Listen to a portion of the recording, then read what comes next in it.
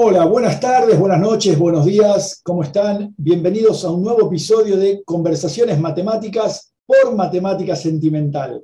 Este espacio donde damos cuenta de ese entramado fértil, vital, complejo e inabarcable que es la actividad matemática. Y hoy nos acompaña en este recorrido Carlos D'Andrea. Carlos D'Andrea es un matemático argentino, radicado hace tiempo en Barcelona. Así que bueno, Carlos, yo te agradezco que te hayas tomado el tiempo por compartir esta charla con nosotros. Bueno, un gusto, Nino. Aparte, yo he visto varias de estas charlas y me he divertido mucho mirándolas. Tengo algunas en lista todavía para verlos, así que bueno, estoy un poco intimidado para ver qué tal sale esta. Bueno, gracias, gracias. No, va a salir muy bien, seguramente. Che, ¿ves esto que hablábamos? No dije que trabajás en la Facultad de Matemáticas e Informática de la Universidad de Barcelona. ¿Ok? Exactamente. Bien. Pero antes que nada, contanos un poco, en este momento no estás en Barcelona. Y En veo este ahí momento que estoy en estás en un Madrid. lugar un poco raro. Sí, sí, bueno, esta es la habitación de un hotel, pero estoy en Madrid. Estoy en Madrid porque mañana y pasado tenemos una reunión del comité de los encuentros de álgebra computacional españoles. Esos son encuentros que se hacen cada 2 años. Este año toca en junio en Castellón y siempre se reúne el comité antes de Semana Santa o alrededor de Semana Santa. Ahora nos toca, no sé, casi siempre nos encontramos en Alcalá. Alcalá de Henares está aquí es como si fuera algún lugar del conurbano de Buenos Aires para Madrid. Y nos encontramos por un par de días para revisar todas las presentaciones, para decidir cuáles, o sea, a cuáles vamos a dar prioridad y demás, y también para programar las actividades de la red. Es una red, no solo nos dedicamos a hacer este trabajo del encuentro de cada 2 años, sino que es una red que tiene sus proyectos de investigación, sus alumnos de doctorados. Yo estoy en el nodo de Barcelona, habemos muchos en el nodo de Barcelona, y hay nodos en Madrid, en Alcalá, en Santander y demás. O sea que es un momento muy agradable porque te encuentras con colegas, con la gran mayoría de ellos, colegas con los que te llevas bien, por supuesto, y además este tiene un tinte un poco especial porque es la primera vez que nos volvemos a encontrar cara a cara. El EACA 2020 se tuvo que suspender, que estaba programado. Esta reunión obviamente no se hizo porque era Semana Santa 2020, en donde estábamos todos en nuestras casas, y el EACA 2020 no se pudo hacer, así que este es el primero que se puede hacer, esperemos que se pueda hacer en junio, y esta es la primera reunión en la que nos vamos a volver a ver, que no va a ser en línea, así que estoy muy contento. Yo obviamente cuando programaron esto ya saqué el billete de avión, el billete de tren y me vine. Sí, estoy aquí. Bien, este encuentro de álgebra computacional, ¿cuánto hace que se hace? Es que sí, te diría, ahora tengo que mirar los números, pero yo creo que que empezaron en los 90, porque más o menos empezaron junto con Mega y tiene más o menos casi la misma estructura o sea que se hacen cada 2 años, solo que, bueno, Mega, perdón, para los que no saben, Mega es métodos efectivos en geometría algebraica, que es no sé, la versión europea de este encuentro, es el álgebra computacional de toda Europa, pero que en realidad está abierta a todo el planeta, ¿no? O sea, hay participantes no solo en el comité de Mega de Estados Unidos, de Japón, hay participantes de Argentina en ese comité, pero en general ese congreso se hace siempre en Europa, y de hecho este año se planea hacer en junio de este año en Cracovia, Polonia. Esperemos que la situación, al principio iba a decir, esperemos que la situación pandémica nos lo deje, pero ahora casi esperemos que la situación mundial nos deje hacer ese encuentro, pero en principio está programado a hacerse allí en junio. Y el EACA empezó también más o menos en esos años, en los años 90, principios de los 90. Bien, bien. Bueno, me contabas así fuera de la grabación, en la previa, que este programa de los EACA es sostenido por el Ministerio de Ciencias o equivalente de España. Sí, eso es, bueno, aquí en España, como me imagino que debe ocurrir en Argentina también tienen el CONICET, la agencia, las universidades, o sea que hay distintas fuentes de financiamiento, ¿no? Bueno, aquí está el ministerio y después están el ministerio. De hecho, claro, es que ni siquiera el ministerio va cambiando a lo largo del tiempo. Ahora se llama Ministerio de Ciencia y no sé qué, y luego, cuando cambia las administraciones, puede ser que se llame Ministerio de Educación y Cultura. A veces la ciencia va con deportes, nos ha pasado de todo. Bueno, en este caso, en los últimos 10 años casi, hay una convocatoria cada 2 o 3 años se llama Programa de Redes de Excelencia, que justamente lo que se intenta es dar apoyo económico a redes, o sea, a grupos de investigadores que están en distintos lugares, en distintos nodos dentro de España, que trabajan en algún área de la ciencia en general, ¿no? Y la red de ACA, la red nuestra, la del álgebra computacional, es una de las más antiguas en términos de estas redes. Así que para nosotros, bueno, no digo que es muy fácil porque nunca se sabe, pero casi siempre que nos presentamos nos va bastante bien y tenemos un cierto financiamiento que siempre, bueno, como siempre ocurre, ¿no? Nos permite cubrir algunas cosas. Nos encantaría poder, por ejemplo, becar a jóvenes participantes, nos encantaría poder pagar la inscripción de todo el mundo y demás. Bueno, no nos alcanza para todo, pero sí que nos permite de una manera orgánica mantener este tipo de reuniones y mantener un poco la estructura de la organización. Después vamos a volver a hablar un poco de álgebra computacional para quizás contar algo de lo que pasa en Latinoamérica. Pero ahora, a partir de esta introducción, de esta descripción de esa habitación de hotel en la que estás ahora en Madrid, que fue el disparador, solemos comenzar las charlas de una manera muy definida que tiene que ver con qué es lo que motiva a un joven que termina la secundaria a estudiar matemática, ¿no? Han surgido diferentes formas, porque hay diferentes personas, y cada una fue movilizada por un interés diferente, ¿no? A estudiar matemática. Bueno, contanos un poco cuál fue el hecho concreto, la actividad concreta que disparó tu interés por seguir una carrera en matemática, ¿no? Yo cuando iba a la escuela secundaria, a mí me interesaba casi todo lo que había allí. Había pocas cosas que no me interesaban. O sea, me interesaban las clases de música, el taller de periodismo, el club de ciencias. Las mismas clases de matemática me parecían interesantes en el sentido de que lo que yo veía que se hacía allí era... Se te enseñaba más o menos a resolver algo y después te dan una lista de cosas para hacer más o menos parecida bueno, que las ibas haciendo, ¿no? Pero, claro, bien, que cada una de estas cosas yo creo que podría haber perseverado, no sé, por ejemplo, una vez estuve en el club de periodismo, editábamos un periódico del colegio, y pensaba, mira, qué genial esto, que debe ser bueno.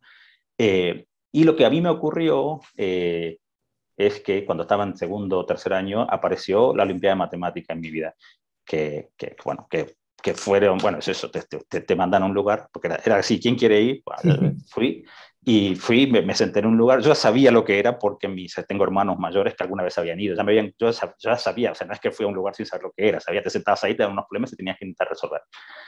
Pero lo que me pareció sorprendente, claro, era que tenías esos problemas. Era lo que yo leía en ese momento, esos problemas, era algo como si yo te dijera, ahora tengo 3 bolitas rojas, 4 azules, ¿cuánto va a llover mañana? O sea, yo miraba todo lo que decían ahí y lo que me preguntaban y no entendía por qué yo tenía que poder responder lo que me estaban preguntando con lo que me estaban dando. O sea, en ese sentido no tenía nada que ver con lo que yo estaba acostumbrado a hacer en las clases de matemática, ¿no?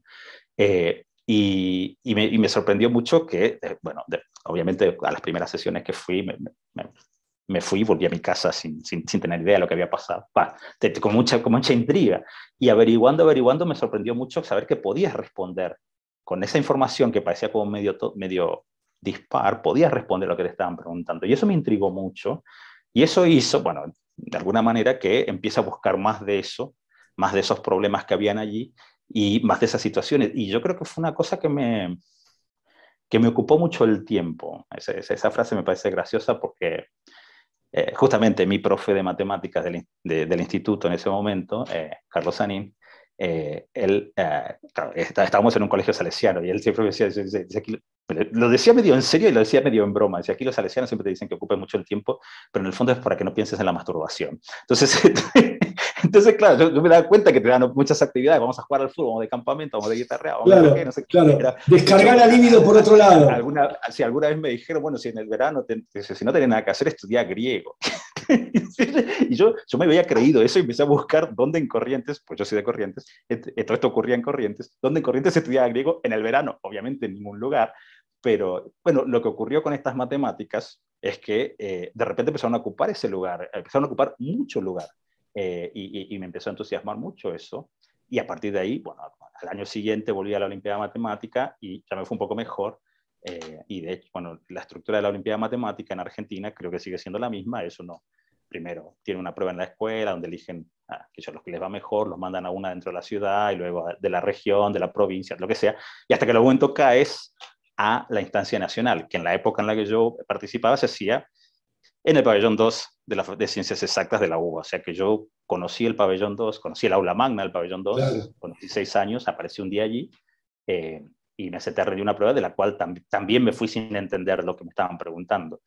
Pero fascinado, ¿no? Fascinado sobre todo porque de repente te encuentras con 200 personas más que están ahí como vos. O sea, y cada uno alguno entendía un poco mejor, otro no. Bueno, está claro que estaba claro que la gente que había resuelto, había gente que había resuelto todos esos problemas y demás.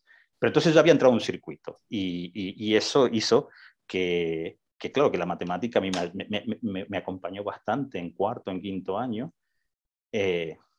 Yo todo esto ahora lo puedo contar después que te apareció todo el Big Bang Theory y todo eso, que todos los frikis y los nerds ahora son como más normales, pero cuando yo estaba en quinto año yo quería que alguien me entrenara para ir para la Olimpiada y no había, bueno, no sé si no había, yo nunca soy de preguntar mucho, yo lo que veía no había nadie en Corrientes que podía entrenarme para eso. Entonces lo que hice fue empezar a ir a clases a la universidad. Entonces yo en quinto año hice lo que sería el primer curso de álgebra de primer año en la facultad y el primer curso de cálculo y creo que habré hecho algo de geometría analítica también. Bueno, o sea, yo iba a la facultad, me sentaba ahí, escuchaba, aprendí derivadas, aprendí un montón de la regla de la cadena, no sé qué, pero era como mi afán de llenar cosas, no mi afán de, bueno, yo quiero aprender todo esto para ir a, sino ya era una cosa como natural.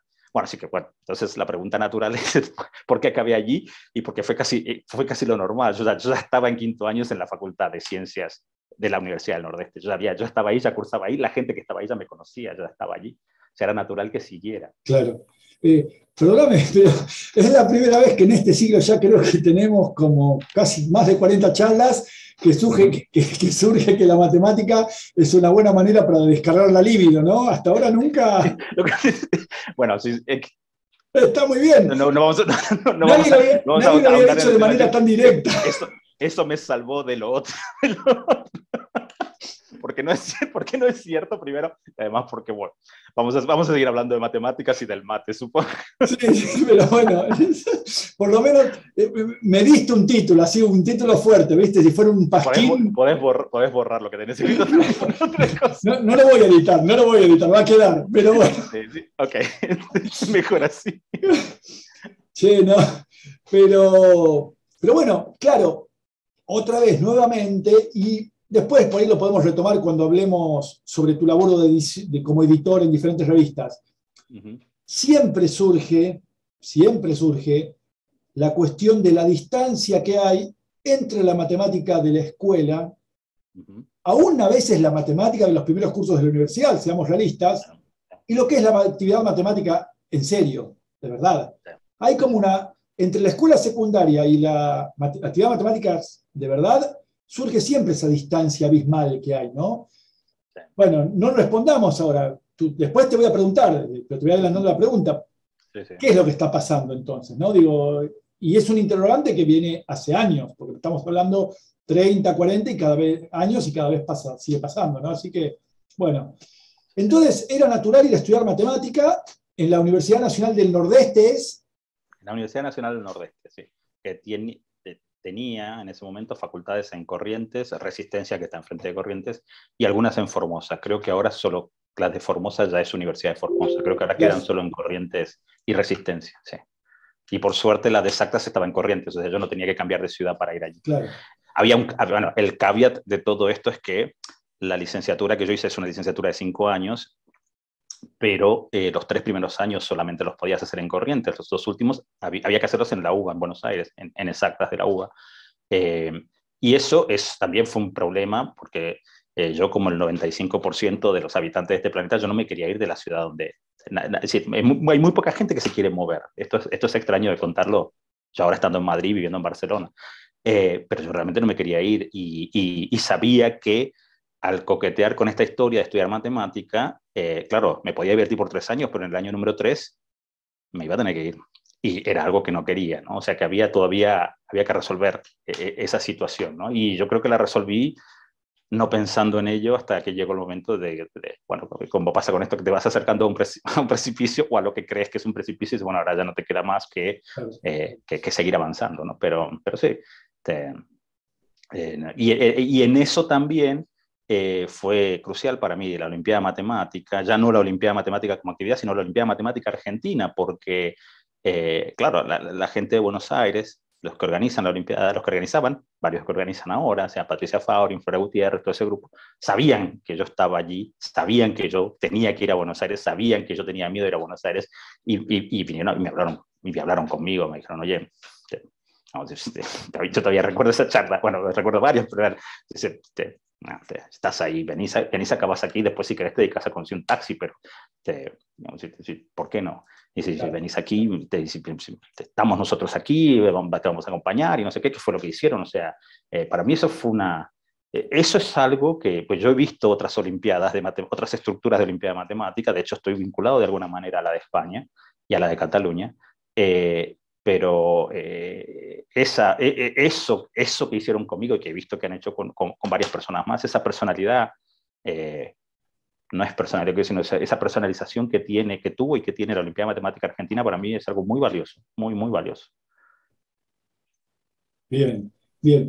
Y bueno, entonces como decías que ya habías venido a Exactas y conocías el mundillo en el cual te ibas a insertar, y esta gente que, Patricia Fauri, Flora Gutiérrez, ¿no? las directoras, de alguna manera fueron una figura maternal ahí, que te cobijaron, te permitieron que ese tránsito sea lo más ameno posible. Y el asunto es, hoy por hoy, ¿se sigue ese convenio entre la Universidad Nacional del Nordeste y Exactas? ¿Un chico en Corrientes qué hace? ¿Tiene que mudar? Creo que ahora estoy casi seguro, se acaba allí, porque ahora hay cuando yo estaba cuando yo empecé a cursar la carrera en el Departamento de Matemáticas de Exactas del Nordeste, habían, profesores de matemática, habían ingenieros, y habían 3 licenciados en matemática y uno que estaba haciendo el doctorado. Y no había nadie más, o sea, no había personal, no había material no había personal, por ejemplo, para hacer trabajos finales, claro. Y eso fue mejorando con el tiempo, y ahora creo que se acaba allí. Y no me queda claro, no sé si, no sé si ahora es una licenciatura de 4 años, ¿no? Pero probablemente no, porque quizás me estoy confundiendo con lo que es el grado aquí. Pero sé que se acaba allí porque conozco gente que ha acabado allí. Ok. Bueno, y después el matemático académico tiene como armado el camino y decidiste hacer tu doctorado. ¿Lo tenías claro? O sea, en ese momento el tema, o fue más o menos, o sea, ya te gustaba el álgebra computacional, ese tipo de cosas, o fue una decisión, bueno, no sé. La que fue mi directora, Alicia Dickenstein, de todo esto, siempre pronunciaba una frase, en esos días en que ocurría esa pregunta, si lo tenía claro o no, pronunciaba una frase que a mí me caló mucho, que todavía la recuerdo hasta el día de hoy, que era, lo importante es tener la información correcta en el momento correcto. Pero ella hablaba de, si para resolver un problema matemático importante tenés que enterarte que es importante en el momento en el que es, porque si te llega tarde ya lo resolvieron. Pero para mí, claro, yo lo que pensaba, claro, yo estuve en Buenos Aires, justo estaba acabando la licenciatura, cuando aparecieron las becas FOMEC para hacer el doctorado. Sí, FOMEC es el fondo... Año 97. Sí. FOMEC es Fondo Mejoramiento de la Calidad, era bueno. Y yo recuerdo, estaba haciendo la tesis de licenciatura con Alicia Dickenstein, y que ella vino un día y me dijo, yo no sé qué vas a hacer de tu vida, pero están estas becas aquí. Entonces yo fui, miré, y me presenté, y bueno, me dieron una beca, con lo cual, y de hecho, bueno, es que para presentarte tenías que presentarte con un plan de trabajo y demás, con lo cual había hablado con Alicia Dickenstein, y presentamos un plan de trabajo y todo, con lo cual para mí fue una cosa que no tuve mucho que preguntarme, si quería o no quería. Para mí era como, bueno, esto es justo lo que toca, y así me fue. O sea, no... claro, yo a veces veo, y sobre todo aquí en Europa ocurre mucho eso, porque sacamos muchos graduados a la calle, entonces las becas que hay siempre son pocas, las becas de doctorado, entonces la gente está compitiendo mucho por todo, y entonces, claro, ves que es muy complicado, bastante complicado para alguien conseguir financiación para hacer un doctorado. Y a veces implica que se tiene que ir muy lejos, o tiene que cambiar de tema, o tiene que cambiar de perfil, o qué sé yo. Pero en mi caso fue muy natural, era como que no me tuve que preguntar mucho, porque ni siquiera tuve que hacerme la pregunta, pasó por delante mío. Claro, pero esto porque vino Alicia Dickenstein. Si hubiera venido, pongamos por caso, Carlos Segovia, un gran analista argentino, ya fallecido, ¿Hacías análisis armónico? Probablemente sí. Varios dijeron esto. No me hice nunca esa pregunta. Bueno, o sea, dudo que qué bueno acá.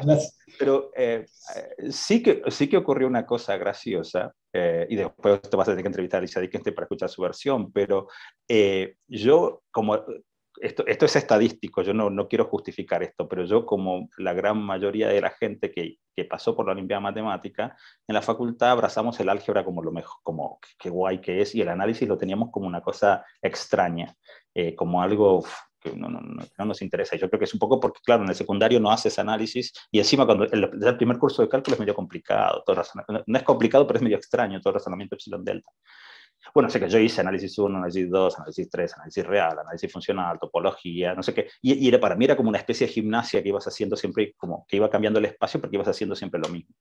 Y cuando apareció el curso de ecuaciones diferenciales, que fue el último de todos, que lo cursé allí en Buenos Aires, con Noemí Bonansky y Claudia Lerman, ahí por primera vez vi cómo encajaba todo, y que era genial, porque estaba la ecuación del calor, la ecuación de las ondas, y aparecía, claro, ahí entendías por qué había todo ese desarrollo de Fourier y no sé qué, me pareció buenísimo. Y yo en ese momento pensé, digo, claro, es que a mí me encantaría trabajar aquí, pero yo ya tengo todas mis materias hechas, optativas y todas hechas en álgebra, y dijo, iba a ser un garrón, tengo que empezar todo de vuelta, y fui y le dije eso a Alicia Dickinson, le dije, yo la verdad es que hice el curso de análisis y me gustó mucho, el curso de ecuaciones diferenciales me gustó mucho, pero yo, como ya hice toda esta de álgebra, dije, me voy a quedar con álgebra. Y ahí Alicia, como trabajo de licenciatura, me dijo, bueno, yo tengo un paper que tiene unas ecuaciones diferenciales. Y ese fue mi tesis de licenciatura. Era un paper que tenía unas ecuaciones diferenciales, que después de hacer la transformada de Fourier las convertís en polinomios, y a partir de ahí trabajas con polinomios como si pero empezaba con algo que te hacía creer que era análisis. O sea, la moraleja es que yo creo que si en ese momento alguien me hubiera dicho, o si Alicia misma me podría haberme dicho, bueno, si te interesa el análisis, anda ya sea análisis, yo por ahí lo hubiera hecho, ¿no? Claro.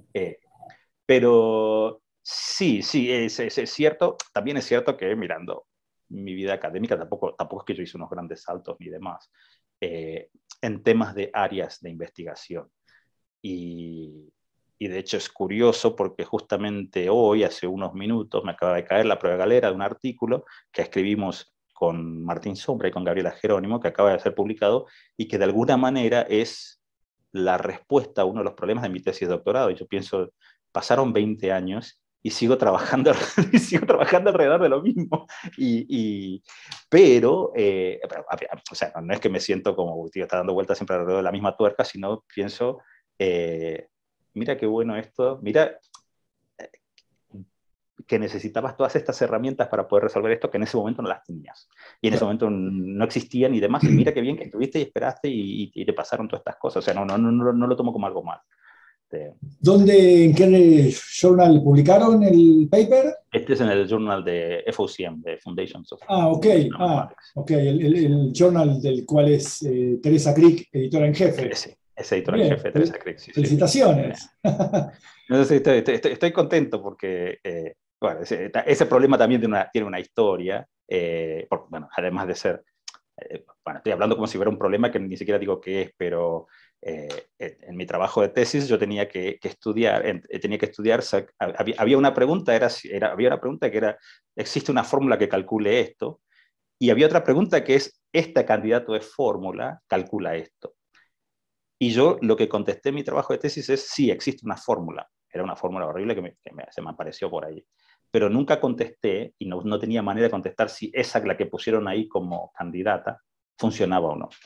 Y eso es lo que resolvimos ahora con Gabriela y con Martín. O sea, que respondimos a la pregunta de esa que tenían como candidata, en algunos casos que sabemos cuáles son, digamos, sí que funciona. Y eso es algo que a mí me pone contento y aparte, bueno, también te pone contento, es un trabajo que haces con amigos, ¿no? Eso es algo que a mí Claro, pero es interesante que cuentes esta situación porque ilustra un poco cómo es el proceso de construcción matemática, ¿no? Sí. Quizás hay problemas que uno tiene y no tiene las herramientas matemáticas adecuadas todavía, ¿no? Hace poco creo que cuando Terence Tao, viste que hizo un avance en el problema de la conjetura de Collatz, el 3x más 1, y él mismo dijo que todavía no se descubrió, no se inventó, no se creó, como quiera, cada uno complete con la palabra que quiera, la matemática adecuada para tratar este tipo de problemas, ¿no? Sí. En el caso de ustedes, ¿desarrollaron herramientas matemáticas a lo largo de estos 20 años que no tenías tiempo atrás? Sí, y también nos dimos claro que parte en esta historia, parte de la saga fue darte cuenta fue darnos cuenta de que había algo que estaba mal formulado. Y eso, claro, eso es importante. Yo recuerdo, ya que estamos dando nombres propios aquí, Leandro Cagliero, que es un gran amigo mío, matemático de Córdoba, cuando éramos los dos alumnos de doctorado, o probablemente ella se había doctorado, yo no. Y él me decía una cosa, me dice, bueno, dice, la Olimpiada de Matemática o todos estos torneos te entrenan muy bien en darte una pregunta y vos trabajar para ver cómo haces para contestarla, pero en matemática muchas veces es importante hacerse la pregunta. Es decir, en matemática hay veces que ni siquiera la pregunta está hecha y buena parte del trabajo es encontrar la pregunta, hacerse la pregunta. Y eso es profundo, ¿no? Es muy profundo. Yo reconozco que en eso, no, por ejemplo, yo no estoy muy entrenado muy entrenado y casi que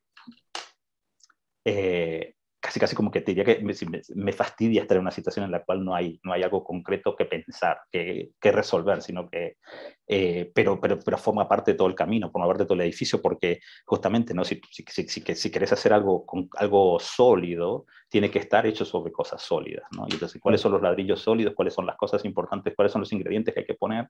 Eso es importante en matemáticas. Bien, es genial que haya surgido esto, porque da una idea de las diferentes formas que hay de trabajar en matemática, ¿no? Sí. Formular buenas preguntas, como vos lo decís, es algo fundamental, resolver los problemas, por supuesto, pero es clave el paso del tiempo, porque las ideas se van asentando, vamos sembrando el terreno para esto que está sucediendo. Y también hay un cierto balance entre, en matemática, eso también es empírico, se supone que uno es, cuanto más joven, digamos, alrededor de los 20 años, cuanto más joven uno es, más productivo matemáticamente será, porque el cerebro tiene más conexiones, o qué sé yo. Lo cual quiere decir que de alguna manera los que ya estamos por arriba de los 40, ya no estamos como para pasarnos horas y horas o días y días y semanas con estas cosas. O podemos pasar todo el tiempo así, pero no vamos a tener tanta rapidez como la gente joven. Pero por otro lado, y eso yo lo recuerdo muy bien, lo recuerdo de mi época de estudiante, tanto de grado como de posgrado, como de postdoc, ahí tenés un reloj que te va marcando, claro que si yo tengo 4 años y me tengo que doctorar, esta beca dura 4 años, y yo me tengo que doctorar estos 4 años, y estás ahí, clac, clac, clac, clac, clac. Y eso, claro, para mí era una cosa que me hacía daño, digamos, ¿no? O sea, no es que me arruinó la vida ni nada por el estilo, pero yo noto que en algún momento de mi vida, cuando dejé de ponerme esos tiempos, cuando dejé de necesitar esos tiempos, porque ya no estaban, por ejemplo, este paper tardamos bastante en escribirlo y en acabarlo, pero yo ya no tenía necesito acabar esto para el 2016, para el 2017, para el 2018, no lo tenía. Y eso para mí es una cosa es una experiencia que es muy, personalmente, muy liberadora, ¿no? Es poder trabajar sobre problemas o sobre situaciones o lo demás sin tener el tiempo corriéndote por detrás. Claro. Está bien. Sí, sabes que igual una vez me tomé el trabajo de leer Apología de un matemático de Hardy, el libro famoso donde más que una apología es como una despedida, ¿no? Una elegía sobre el dolor de ya no ser, ¿no? Un poco. Y me parece que, bueno, cada edad es como tiene sus ventajas para hacer matemática, digo, ¿no? Me parece que Hardy estaba muy pegado a sus imposibilidades y lo veía desde la vejez como algo completamente negativo. Hoy por hoy vemos que no es así. Los jóvenes tienen toda la energía, son capaces de estar, como era cuando uno era joven, podía estar 15 horas sentado pensando, pero la experiencia, esa mirada más global sobre la matemática también es importante. No, y después, bueno, tiene mucho que ver con las distintas personalidades. O sea, hay gente que trabaja bien bajo presión. Claro. Y hay otros que no. Hay momentos en los cuales tenés que trabajar bajo presión. O sea, cuando te toca un examen final, si el examen final es mañana, es decir, las horas que te quedan son las horas que te quedan. Eso es una realidad. pero justamente no por eso, eso es algo que yo me fui dando. A mí personalmente, trabajar bajo presión, no. Podés conseguir algo en una cosa muy rápida, ¿no? Como por ejemplo, mira, mañana hay un examen final, vamos a trabajar todas estas horas. Eso lo podría hacer. Pero una cosa que me diga, mira, tenemos este proyecto que hay que hacerlo en 3 meses o no sé qué, o el típico caso es esta persona que se tiene que doctorar en 3 años. Nosotros ahora las becas de doctorado que tenemos son todas de 3 años. Y ese es el típico caso. Tenés esta persona a la que se tiene que doctorar en 3 años. Y entonces, claro, estás en una situación que estás pensando, bueno, pero ¿cómo hago eh, primero, para no transmitir toda mi ansiedad para una persona que ya de por sí viene ansiosa, porque obviamente también sabe que le cabe en esa regla del juego, y que además, obviamente, la que tiene más que perder que yo es esa persona, porque si no se doctora, yo sigo estando donde estoy, pero ella es la que no. Entonces, yo precisamente creo que fue un poco por eso que, habiendo trabajado en Estados Unidos, habiendo estado en Berkeley un tiempo, decidí que no quería estar allí, que prefería vivir en Europa, porque me parecía que aquí era como más tranquilo. No había esta presión tan fuerte sobre el rendimiento académico, por sobre todo, ¿no? Y realmente, bueno, estoy contento con la elección. Como no sé cómo habrá sido el Carlos que se habría quedado allí, o sea, no puedo compararlo, a lo mejor por ahí hubiera sido genial, hubiera sido una persona, hubiera resuelto este problema 20 años después, a lo mejor 5 años después, no lo sé, pero yo estoy muy contento con esa elección y veo que estoy mucho más tranquilo, que me gusta más, que disfruto mucho más haciendo matemáticas, sí. ¿Sentiste, lo describís, medio que lo estás sugiriendo, lo estás deslizando, fue la experiencia de Berkeley ahí en Estados Unidos, fue intensa? Fueron 3 años. Yo había acabado el doctorado en el 2001 y estuve un año, 6 meses en NISTA. Mi primer postdoc fue allí, en el INRIA. O sea que yo había estado en Europa y había trabajado allí, había visto cómo era. Y luego me tocó ir a Berkeley. Hablo como si yo estuviera obligado, o sea, había una plaza allí, yo me presenté y fui.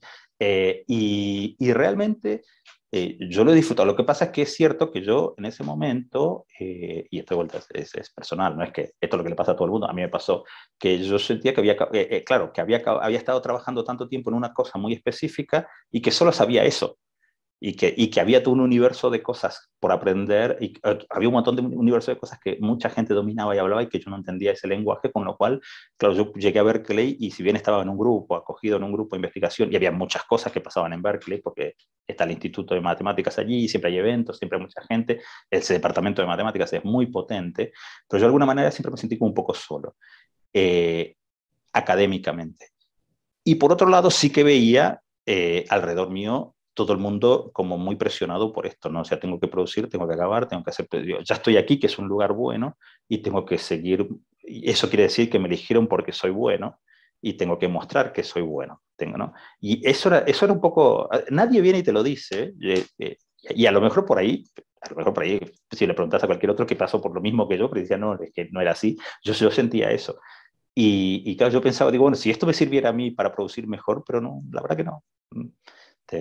Y recordaba que cuando estaba en Francia me la pasaba bien, o sea, que yo te encontraba con la gente, te contaba lo que hacía el fin de semana. No es que no trabajábamos, ¿sí?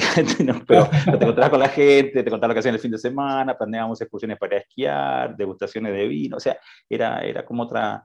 Y en el medio ocurría toda la sinergia que siempre ocurre en todo este tipo de cosas, ¿no? Y yo creo que, bueno, fue un poco por eso que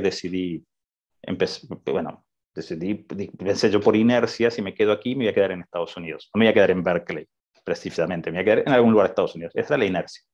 Digo, si yo quiero volver a Europa, tengo que hacer algo. Y ahí fue que empecé a buscar qué es lo que había en Europa, y me apareció esta oportunidad de venir a España. ¿Y en qué año fue esto? ¿Ya 2004? ¿Cuánto hace que Esto estás? fue yo apliqué. Yo me presenté en el 2004 y me vine a Barcelona en el 2005, que fue cuando se me acabó lo de Berkeley. Bien. ¿Y estás ahí, en Barcelona, en la facultad Sí, de en la facultad. matemáticas? De hecho, eso fue gracioso porque, claro, yo me vine con el programa Ramón y Cajal, que todavía existe, y el programa Ramón y Cajal lo que trae investigadores, de hecho, para presentarte allí, parte de los requisitos es que no tienes que estar adentro de España, no puedes haber estado en los últimos 24 meses, o creo que es un poco más. O sea, es un programa destinado a romper la endogamia de las universidades.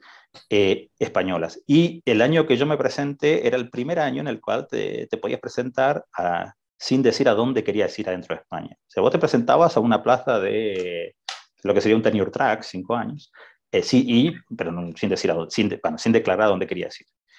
Y eso me pareció genial porque pues, de última era bueno porque entonces no tenía que hablar con nadie. Pero después, claro, en un momento te cae un email que te dice tenés 30 días para elegir, para decirnos a dónde vas a ir.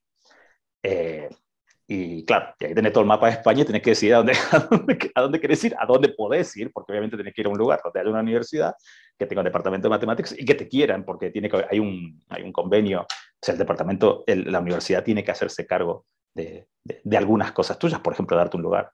Y ese fue el caso en el mío. O sea, yo nunca supe que iba a ir a Barcelona hasta unos pocos meses antes de que me tocara ir allí. ¿Y cómo, por qué elegiste Barcelona? ¿Qué motivó la elección? Bueno, la verdad, bueno, ya, ahora que ya pasaron 20 años, no, Sí, a ver, sí, ya. ahora que estoy aquí, no me pueden sacar. Bueno, yo, de hecho, justamente la gente con la que yo más afinidad académica no es, podría tener en el sentido de temas y demás, en ese momento estaban casi todos en Cantabria. ¿En Santander?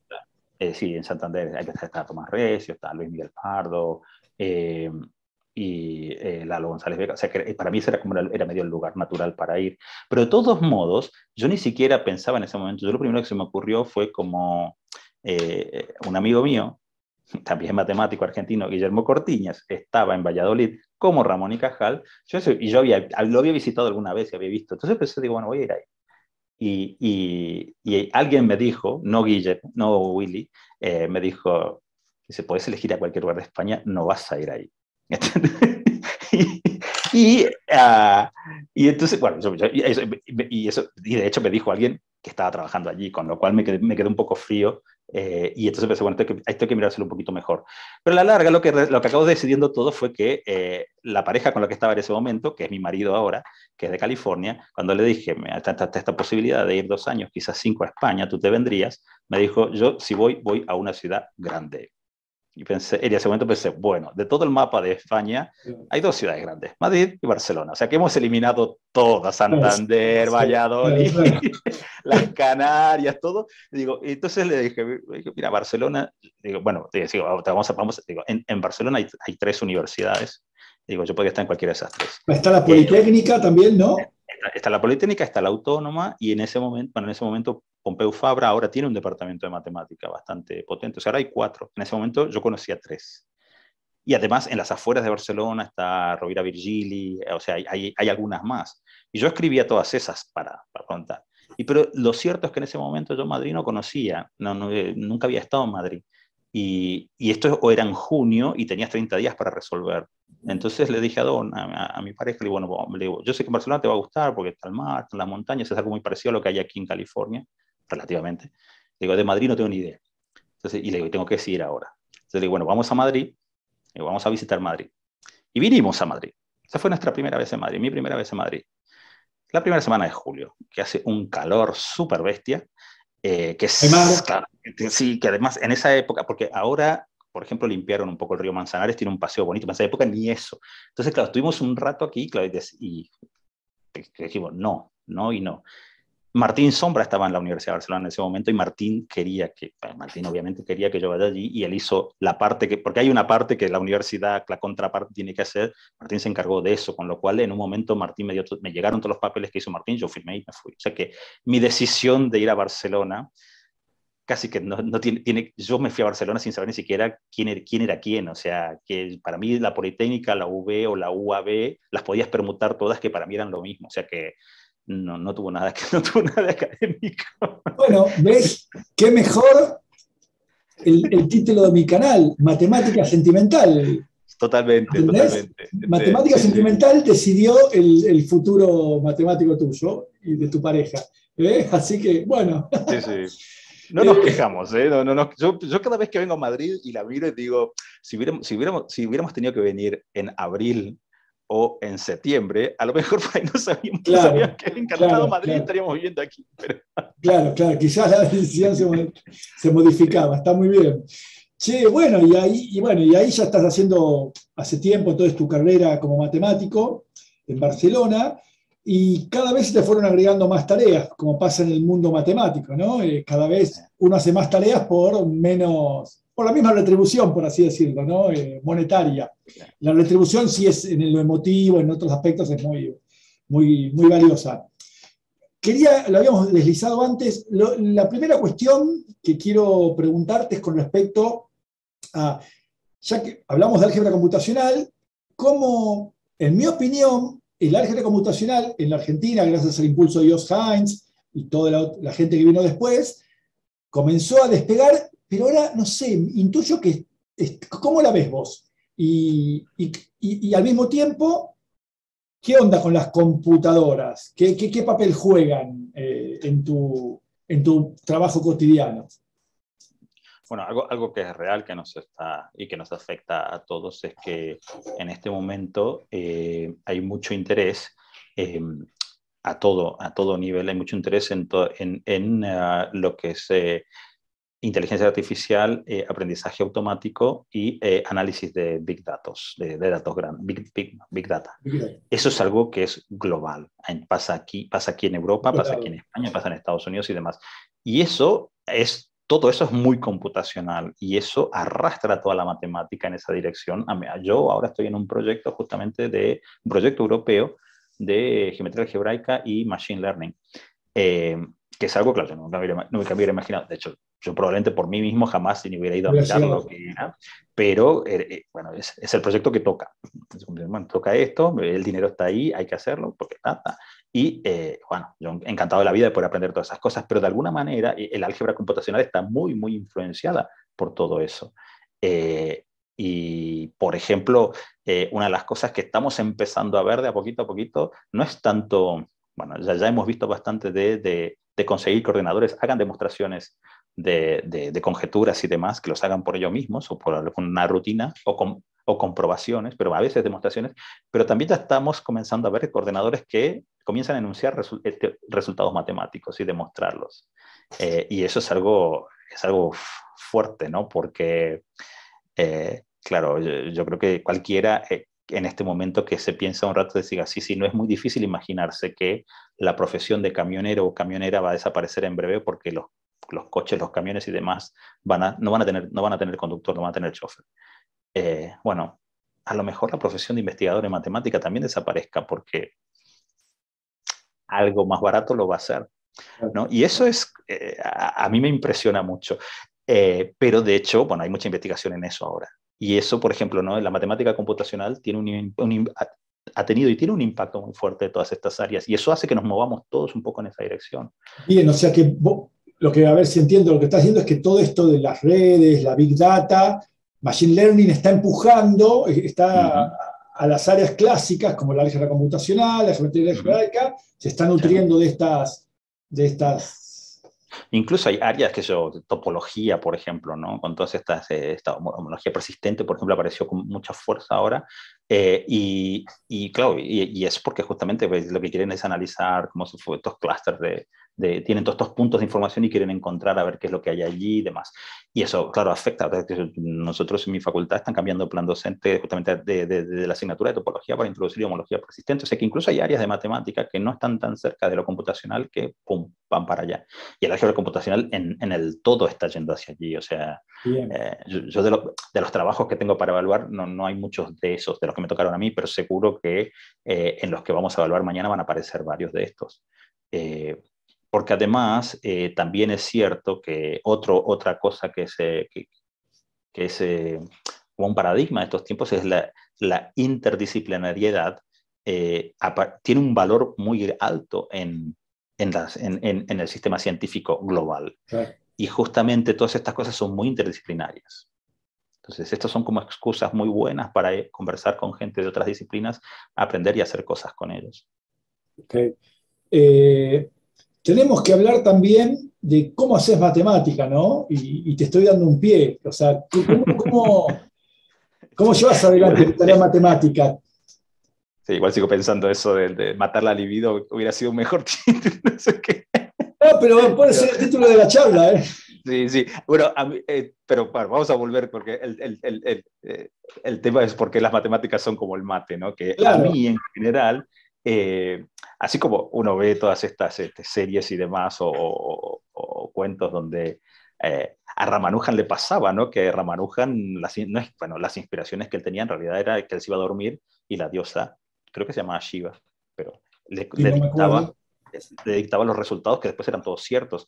A mí me pasó muchas veces de irme a dormir y soñar cosas, algo relacionado con matemática, pero después cada vez que me despertaba me daba cuenta que estaba todo mal, que no tenía, no tenía ni sentido. Y con lo cual, en ese momento, pues, es que claro, el error aquí es, no tienes que irte a dormir pensando nada de matemática porque estás perdiendo el tiempo. O sea que si realmente me hubiera pasado 2 o 3 veces que sí, que al día siguiente me despertaba y tenía un resultado fabuloso, un teorema fabuloso o una Sí. demostración fabulosa, no hubiera tenido ningún problema de hacer eso, pero no. Entonces yo he decidido, a partir de las 6 de la tarde, no se hace matemática. A partir de las 6 de la tarde se ocupa el cerebro en otra cosa. Miras una película, vas al cine, cocinas, pero entonces las matemáticas es buena hacerlas temprano. Y eso, justamente por eso es mi frase de las matemáticas son como el mate. O sea, el mate tampoco, yo no lo tomo nunca después de las 6 de la tarde, porque si no, no dormís. Claro. Entonces, claro, las matemáticas a mí y el mate van como juntitas y es lo mejor que te puede pasar es hacerla tempranito a la mañana. Obviamente, claro, te funciona bien eso, claro, si no tenés perros, si no tenés hijos, que es mi caso. Yo me Claro. despierto, yo me despierto, estoy solo, que yo, bueno, porque mi marido se levanta más tarde que yo, y aparte cuando se levanta no es que hace mucho ruido ni nada. Entonces, para mí es un buen momento está todo muy tranquilo, bueno, es un buen momento para preparar tu mate y hacer matemática. Yo disfruto mucho haciendo matemática temprano o por la mañana, una de las primeras cosas de la mañana. Obviamente que hay momentos en tu vida en las cuales te despertás y sabes que tenés que llenar el informe no sé qué o tenés que corregirlo. ¿No? O sea, no es que hago esto todos los días, pero para mí lo ideal, que me funciona a mí de vuelta, te voy a decir, es temprano, por la mañana y sin interrupciones. ¿No? En ese sentido, la pandemia nos trajo más tiempo para estar en casa, que a mí me vino bien para eso, para dedicarme más a trabajar problemas de matemática, ¿no? Porque claro, cuando estás en la facultad, te guste o no te guste, pasa gente, te encontrás con gente, hay una cierta sociabilidad inherente a todo, Sí. al trabajo mismo, ¿no? O sea, hay reuniones, hay que discutir cosas y demás. Y eso, claro, por más de que diga, bueno, no, yo esto voy a la facultad y trabajo allí, es mucho más difícil. Claro, claro. Bien, bueno, no, está. Sí, sí, también me interesa mostrar en las charlas las diferentes formas que tiene la gente de hacer matemática, ¿no? Como para Eh, exhibir un poco la riqueza, la diversidad de Sí, todo este sí, o sea, asunto. y ojo que yo no estoy diciendo que este es el gran método. O sea, yo realmente si me hubiera pasado que alguna noche soñando hubiera resuelto algo, yo Claro, cambiaría los 20 años que me pasé para resolver esto por una noche de mal dormir, pero un resultado fantástico. claro, Yo, si hubiera venido sí, sí, lo cambiaría una, dos, tres, las noches que las- sea de mal dormir por un buen resultado, pero en mi caso no funciona. O sea, yo todo lo que sueño probablemente sea tema para tratar con un psicoanalista, pero no para escribir un paper. claro, Eh, no, al menos no un paper de matemática. no, un paper de matemática, exactamente. Sí, Claro. sí. Che, Carlos, bueno, también, mirá, ya se quedan como 50 minutos que estamos hablando, así. Está buenísima la charla. Che, Yo me está pasando bien. otra de las tareas que llevas adelante Uh -huh. es la de editor de diferentes revistas y en particular en una de ellas sos el editor en jefe, ¿no? Bueno, hablemos de la tarea de editor en general y en particular de tu cargo de editor en jefe de Colectánea Matemática. Bueno, de todos los casos, incluso en el momento en el que sos eh, revisor, cuando te toca hacer el referato de un paper, en todos los casos te tocan como distintas responsabilidades, ¿no? A mí me ha pasado varias veces de leerte algo que tienes que escribir un informe para ver si ese artículo se publica o no, porque te lo pidieron de alguna revista, y que te quedas pensando, bueno, esto está más o menos bien, pero le escribo el reporte mañana, y al día siguiente, cuando te sentás a escribir el reporte, te das cuenta que no, que cambiaste de opinión, no está más o menos bien, no me gusta esto. ¿No? Entonces, claro, te quedas pensando, bueno, pero a la larga es que tu opinión de ayer, si lo hubieras escrito ayer, lo hubieras recomendado para que se acepte y ahora vas a recomendar que no.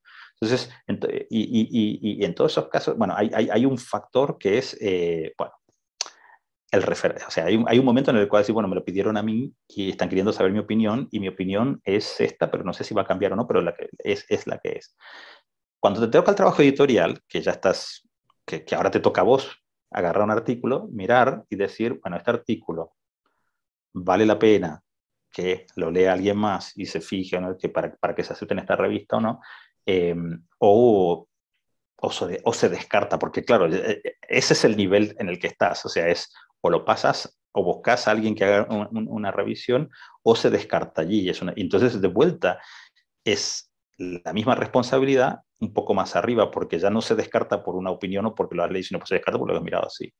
Eh, y yo en general el trabajo editorial que hice, bueno, en todas las que trabajé, sigo trabajando, o sea que estuve trabajando en el Journal of Symbolic Computation, que sigo allí, en la revista de la Unión Matemática Argentina, hay una que se llama Maple Transactions, que acaba de aparecer, y la revista de Educación, pero en todas, de la Unión Matemática Argentina, y en todas, en general, los artículos que te caen como a cuentagotas, no son muchos. Entonces te da un tiempo para recibirlos, para mirarlos, y es que casi yo prefiero intentar encontrar un referee antes de tomar yo una decisión, porque bueno, voy a empezar a buscar un referee y en el medio, y ya hay el que se empieza a leerlo, y en el medio yo me fijo más o menos si vale la pena o no.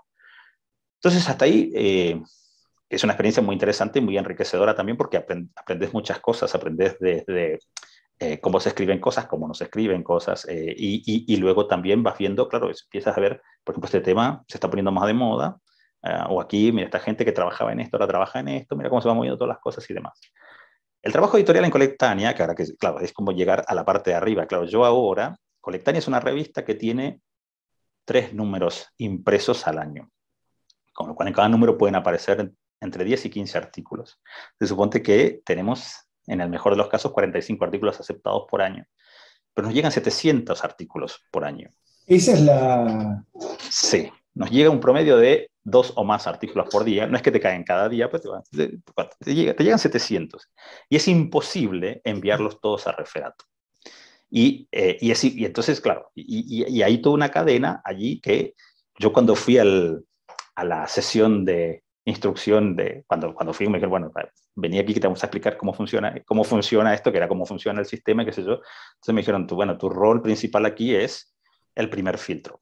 Dice, vos sos el primer filtro, o sea, vos, todos estos artículos que llegan, claro, y después cuando nos reunimos, porque éramos todo un equipo editorial nuevo, o sea, yo soy el editor en jefe y hay un equipo de 3 personas más en el equipo editorial ahí en Barcelona, o sea, estamos los 4 en la misma facultad, en el mismo departamento, y luego hay un board más grande de 40. Bueno, cuando nos juntamos los 4 y empezamos a hablar, claro, tú me decías, bueno, pero claro, ¿qué quiere decir que tenemos que? Pues yo en un momento digo, bueno, aquí en cualquier instancia en que alguien rechace un trabajo, yo no lo voy a volver a mirar. Si el trabajo se rechaza, se rechaza. Digo, aquí lo que ocurre es que tenemos 700 papers y hay que elegir 45 para publicar. Y hay que intentar encontrar esos 45 que se van a publicar. Claro, el problema no es que te caen todos al mismo tiempo, porque eso sería relativamente fácil, ¿no? Porque relativamente porque digo, no son todos de la misma área. Claro. Hay papers que son de lógica, hay papers que son de matemática financiera, y de hecho también depende mucho del perfil de los editores que están, te caen determinados trabajos, ¿no? Así que sí, mi trabajo es así, es como medio doloroso decirlo, pero buena parte de mi trabajo consiste en ver hasta qué punto un trabajo que vale la pena que pase a la instancia siguiente, que es que lo mire otra persona antes de enviarlo a un referee. Y en ese sentido, bueno, hay muchas herramientas que te ayudan, entre comillas, ¿no? Porque, por ejemplo, Colectania, la revista Colectania la administra Springer Verlag, la editorial. Entonces, Springer Verlag en el sistema, cuando vos subís un paper, de hecho, te tiene identificado como autor. Y cuando yo voy a mirar qué enviaron, te dicen, bueno, este autor, y te dicen este autor, el año pasado envió este trabajo y lo rechazaron aquí, envió este y lo aceptaron aquí, envió este y lo aceptaron. Y, por ejemplo, claro, y esa entonces es una información que es súper fuerte, porque, claro, ¿qué haces vos con alguien que, por ejemplo, una vez me pasó hace relativamente poco, ¿no? Una persona que envió un trabajo que el año pasado había enviado 3 y se lo rechazaron a los 2 días cada uno de ellos. Entonces, claro, te quedas un rato como frío, ¿no? Porque pensando, bueno, a ver, digamos, si yo tuviera que reaccionar con una escasez lógica, ni tendría que mirar esto, sino descartarlo directamente. Pero por otro lado, yo qué sé, ¿no? Y de hecho, y tenemos muchas de ese tipo de subhistorias. Springer también es muy bueno en contarte, cuando rechazas un trabajo, contarte a los 5 años a dónde se publicó. O sea que de alguna, de alguna manera, porque puedes decir, mira, este trabajo que pues, acabó en una revista muy buena y quizás lo pudiste haber tenido tú, pero lo rechazaste. O sea que de alguna manera iremos aprendiendo a lo largo del tiempo, pero sí es un trabajo, claro, el trabajo editorial allí es un trabajo mucho más estricto, digamos, ¿no? Aprendes mucho y aprendes mucho de matemática también, porque sobre todo las cosas que te llegan, que están más o menos en tu área, o sea, yo me encargo, como en el board que tenemos ahora, creo que debo ser yo el único de álgebra y de geometría, hasta casi geometría diferencial, porque el resto de la gente es de análisis funcional, de ecuaciones diferenciales. Entonces yo casi que me tengo que encargar de todo eso. Y los temas que no son muy cercanos a mí, tengo que buscar a alguien alguna persona cercana para hacer una pregunta y decir, esto vale la pena que le preste atención o no, digamos, ¿no? Pero, o sea, en ese sentido sí que aprendes mucho. También aprendes mucho acerca de justamente los que tienes alrededor tuyo, porque somos todos personas, o sea, no todos tenemos la misma ratio de aceptación, rechazo y demás, ¿no? O sea, hay gente que es mucho más estricta y otros que no, pero eso también tiene que ver con cuál es la percepción que tenemos todos del nivel que tiene la revista o que creemos que tendría que tener. Pero sí, es un trabajo... Es un trabajo. Estaba pensando que también dentro de unos años va a haber un software que va a hacer los referatos de los papers, ¿no? Eso sería, no sé si sería genial o no, habría que ver cómo les iría mis papers primero con ese software. Claro, le pones un sesgo, una línea de código para que if tal cosa. Es verdad, pero sí, es que de hecho hay mucha gente, y de vuelta vamos a lo mismo, hay mucha gente, sobre todo la gente joven, para ellos es importante que algo esté publicado pronto, y luego tengo otra situación que los referees no responden o que vos mismo no te diste cuenta si realmente tendrías que haber mirado mejor el paper o no, o sea que tenés un montón de responsabilidad encima. Y de alguna, claro, yo me acuerdo una vez estábamos hablando todos en el petit comité de 4 y que decíamos, bueno, pero ¿cómo hacemos con todo esto? Esto es inmanejable. Y yo digo, digo, bueno, aquí el tema, por ejemplo, mira, tú te toca un paper que no es de tu área y probablemente te toca que no es de tu área porque no es de ninguna de las nuestras y está más cerca que la tuya. Sí que te toca.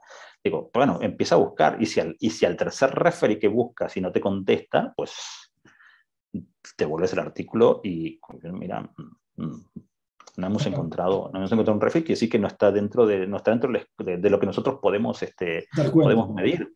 Claro. Y sí, y de hecho, claro, en un momento yo me estaba mirando, porque después el sistema tiene como unas respuestas automáticas, claro, y alguien me dijo, bueno, si el referee recomienda que aceptes o no, no quiere decir no quiere decir que haya que aceptar o no, sino que hay que ver primero si el referee se leyó el trabajo o no, y luego si la recomendación es entusiasta o no. Y de hecho, claro, después me quedé pensando, claro, ¿qué es una recomendación entusiasta? Y después caí, claro, es que, claro, uno me dice, mira, este referato casi que te está copiando el abstract de lo que está allí. Si esta persona no se lo leyó. Entonces, si te interesa el artículo, búscate a alguien que se lo lea. Y si no te interesa, ya has perdido el tiempo, a otra cosa. Y es un poco cruel, digamos, ¿no? Pero de alguna manera, claro, nosotros estamos haciendo un trabajo que tiene que estar acotado y que tiene que ser algo que sea asible, digamos, ¿no?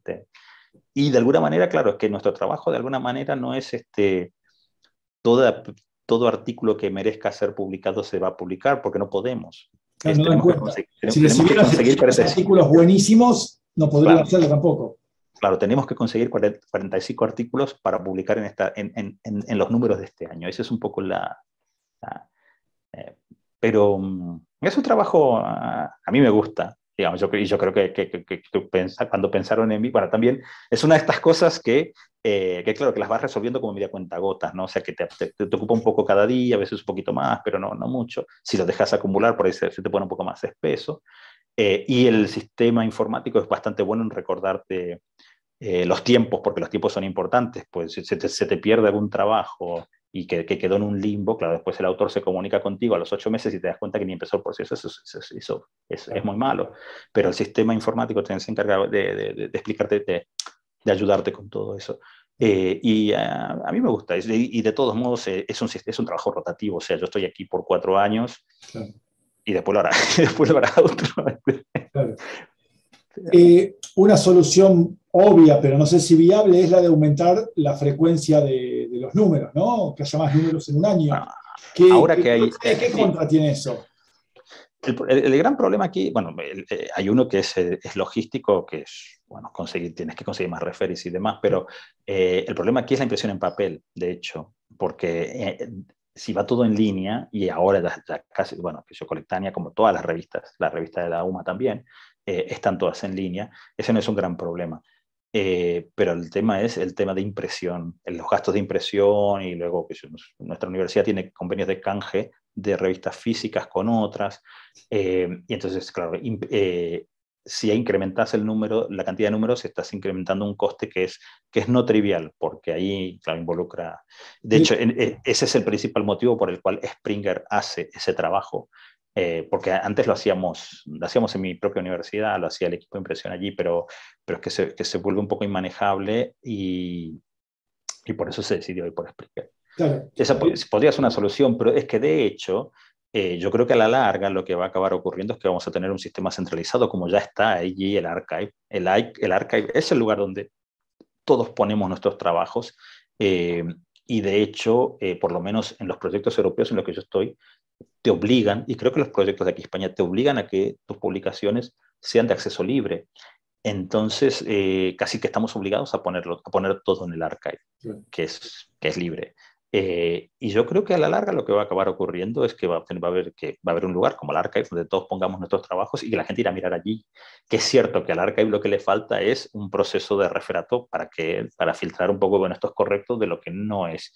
Y que después la validación de si tu trabajo es de calidad o no se tendrá que medir en función de, no sé, de cuánto se usa o de a cuánto se refiere. No lo sé, pero yo creo que este sistema de revistas, así como lo estamos viviendo, no va a tener mucho futuro. Pero no lo sé. Sí. De hecho, por otro lado, viste que, por ejemplo, Tim Gowers, el matemático inglés, Miraya Field, ha sido promotor de renuncia en masa de los comités editoriales de revistas del Sevier, y fundaron sus propios journals súper prestigiosos, con formato abierto al estilo de Archive, ¿no? Sí. Parece que estamos asistiendo a un paradigma. Otra de las cosas a las que te tenés que someter cuando trabajas en este tipo de trabajos editoriales, porque en el Journal of Symbolic Computation, que es del Sevier, por ejemplo, te encuentras con gente que te dice: yo no hago referatos para revistas del Sevier. También me he encontrado con gente que no hace referatos para Springer. Claro. Y eso, bueno, es parte del universo global. No digo parte del universo global, parte de una realidad. No estoy diciendo que sea buena ni que sea mala. Es más, no me parece que sea bueno lo que ocurrió ni con el Sevier ni un poco con lo de Springer, ¿no? Yo creo que, justamente en matemáticas es donde más cerca estamos de poder independizarnos de todo eso, porque en medicina, biología, en informática misma, hay muchos más intereses en mantener una cierta privacidad, y hay patentes de por medio y hay cosas así. En matemática no tenemos tanto de eso, casi nada. Y además, tenemos esta universalidad de salir y compartir lo que sabemos, lo que hicimos sin ningún tipo de restricciones. Claro. Antes de ir terminando, Carlos, nos quedó algo colgado, que es señalar, o que me des tu opinión, mejor dicho, sobre esta distancia que hay entre la matemática escolar y lo que es la matemática realmente, ¿no? Lo que es la actividad matemática realmente. Vos contaste que un poco en la Olimpiada te encontraste con otro tipo de reflexión, pero a la vez señalaste también que en la Olimpiada las preguntas más o menos vienen formuladas, ¿no? Y que es importante cómo las formulás. Bueno, ¿qué pensás? ¿Por qué está esta distancia, este gap entre las matemáticas de la escuela secundaria principalmente y lo que es la actividad matemática de verdad? O sea... Pasa que, bueno, perdóname, y esto porque también ocupás un rol como editor de la revista Educación Matemática, digo, de la Universidad Argentina, ¿no? Entonces me parece que cierra para que nos cuente. No, pero quizás lo que habría que definir primero es qué es la actividad matemática real, porque está la matemática que hace la gente que trabaja en los bancos o en las aseguradoras, o está la matemática que hacen los ingenieros, o la misma gente que trabaja en construcción y demás, ¿no? Que o los artistas mismos tienen Si me cuando hacen permitís, perspectividad. Sí. claro, está buenísimo eso de todas esas. Bueno, ¿estamos, ¿hay distancia o no? Sí, bueno, Está muy bueno. lo hay. Y yo te voy a te voy a contar primero una anécdota y después volvemos a Dale, dale, esto, dale. porque justamente cuando en España tuvimos lo que se llamó la crisis del ladrillo, que es del 2008 para arriba, Claro, cuando claro. cayeron todos. Aquí fue muy fuerte, o sea, mucha gente se quedó sin trabajo, nos redujeron el salario y demás, pero sin embargo, matemática fue la profesión que menos gente en el paro tenía, porque nuestros graduados trabajaban primero porque habían empezado los de Big Data, había empezado de a poquito, pero además nuestros graduados trabajaban en estas empresas de seguro, en bancos y demás. Entonces, eso produjo que desde el 2010 hasta el día de hoy tengamos mejores alumnos que quieren estudiar matemáticas. O sea, para estudiar cualquier carrera universitaria, aquí en España hay que aprobar el examen de selectividad. El examen de selectividad te da una nota entre 1 y 14. Y no, en mi facultad, por dar una, pero pasa en todas las facultades de matemáticas de España, entran 100 para hacer matemáticas. Y de esos 100, el que tiene menos nota es 12,50, una cosa así. O sea, tiene nota muy alta. O sea, tenemos alumnos muy buenos. Tenemos un alumnado muy bueno. Un alumnado muy bueno en todo, porque no es que tenés que sacarte muy buena nota en el examen de matemáticas, seguro, en el de física, seguro, en el de castellano, en el de inglés, en el de catalán, en el de historia. O sea, no es que a lo mejor te perdés los buenos que no le prestaban atención. Entonces, pero tenemos un alumnado en promedio muy bueno, muy, muy bueno, que trabaja mucho, están acostumbrados a trabajar mucho. Yo los tengo en primer año y los veo y me parece sorprendente. Ahora, muchos de esos chicos o chicas nunca vieron una demostración en su vida, por ejemplo.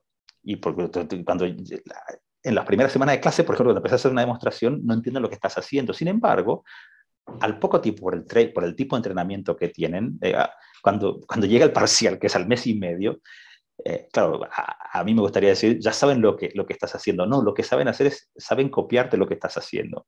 O sea, empezaron a hacer y empiezan a hablar y a escribir y a describir con las mismas palabras que todos y después al rato te resuelven todos los problemas y todo eso, o sea que están como ahí. Y claro, a veces te quedas pensando, bueno, pero esto, ¿cuál es la falla aquí digamos, esto que tenemos aquí, que se supone que es la creme de la creme, no saben demostrar, pero no porque no sean incapaces, es porque no lo vieron, porque no les enseñaron eso, ¿no? Pero por otro lado, claro, yo estoy viendo como la parte de arriba del iceberg, ¿no? Después hay un montón de gente que pasó por toda la educación matemática, secundaria, primaria y demás, que claro, que yo no los veo allí, no sé cómo les va ni qué es lo que hacen.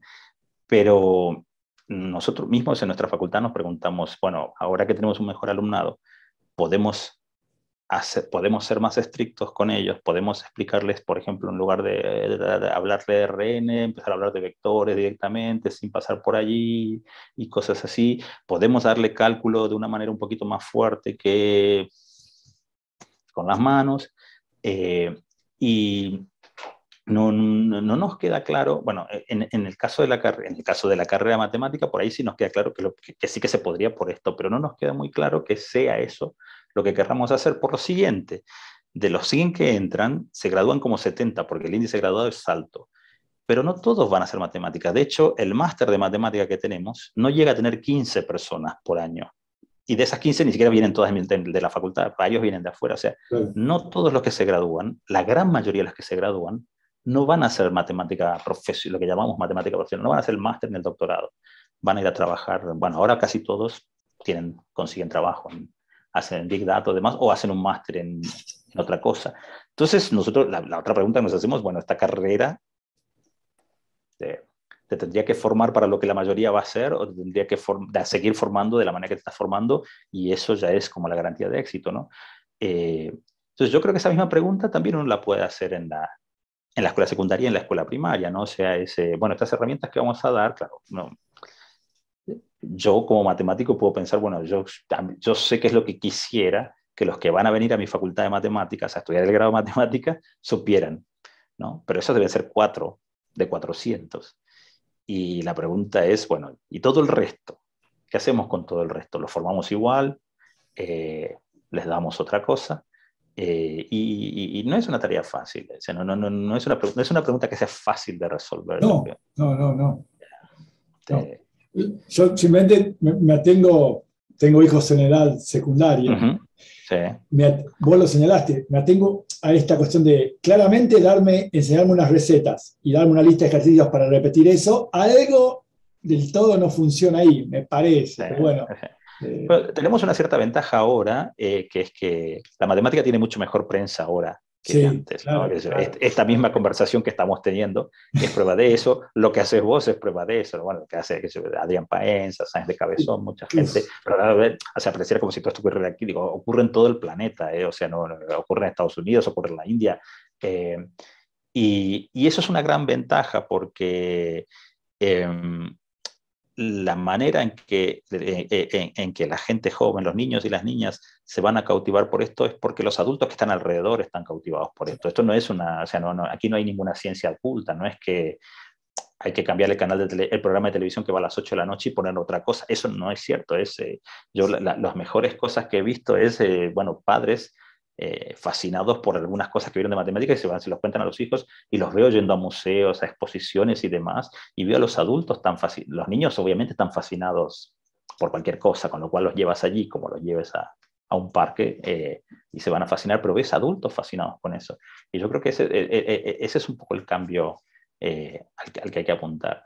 Y luego lo otro es un poco más complejo porque así como ahora está muy de moda el Big Data, Machine Learning y todo esto, yo no sé si en 5 años o en 10 años estarán allí.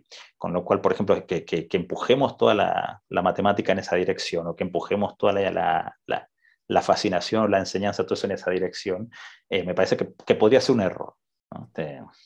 Y ya pasó, de hecho, ¿no? Porque, qué sé yo, yo no sé, si te tocó a vos, yo me leí algunos libros de secundaria. Por suerte mis profes de secundaria no eran así, los que tuve, pero los libros de secundaria que tenía eran todos muy, muy urbaquí, ¿no? Muy de... Sí, yo estaba toda la construcción de los números reales con cortaduras. Claro, no sé sí. Y estaban las definiciones de conjuntos y unas proposiciones lógicas. O sea, bueno, eso era consecuencia de un momento en el cual eso era... La reforma de los 60, exacto, sí. Che, bueno, buenísimo. Está bárbara la charla, pero bueno, ya la gente no me decían que la gente no mira más de 10 minutos por medio de un video de YouTube. ¿Está bien? Ahora podemos seguir hablando de la libido de la adolescencia. Claro, con lo cual no sé si van a llegar. Lo otro, como lo dijiste al principio casi de la charla, eso, me diste un título, eso va a vender, ¿viste? Hablaron de la libido en matemática. Así que, pero bueno, está buenísima la charla. Yo, Carlos, la verdad la pasé muy bien, gracias por todo lo que aprendí en esta charla. ¿Querés decir así algo, como alguna frase para la posteridad de cierre antes de despedirnos? Eso es demasiado compromiso. Solo la que tengo aquí al lado, este es un mate. Este es el mate que me acompaña en los viajes, es un mate de silicona, que me lo regalaba Pablo Mislej, otro matemático, amigo. Y por eso, que justamente ahora no lo debería, porque aquí son más de las 10 de la noche. Claro. Si estuviéramos en Argentina, probablemente sí, porque creo que son menos las 6 de la tarde todavía allí. Pero, para mí una de las cosas que me resalta primero es que la matemática es una actividad que es muy personal, en el sentido de que uno... el hecho de hacer matemática es algo muy, muy, muy personal, pero que también es una actividad muy social, y que, por ejemplo, esta conversación que estamos teniendo es eso, y los trabajos, y la interacción en los departamentos, en los grupos de trabajo, en esta red en la que estoy ahora, también es una actividad muy social, con lo cual es algo que es algo que realmente en ese sentido también la matemática es como el mate, ¿no? Es una cosa que se comparte y se comparte bien, yo creo. Bien, buenísimo. Bueno, nos vamos a despedir, no te vayas del Zoom, si nos despedimos para el video. Ok, perfecto. Bueno, estuvo con nosotros Carlos D'Andrea, matemático argentino radicado en Barcelona, en la Facultad de Matemáticas e Informática de la Universidad de Barcelona. Carlos, yo te agradezco un montón nuevamente, te mando un abrazo a la distancia y matemática sentimental. Nos vemos pronto. Nos vemos pronto, un abrazo también desde aquí. Hasta luego. Chao.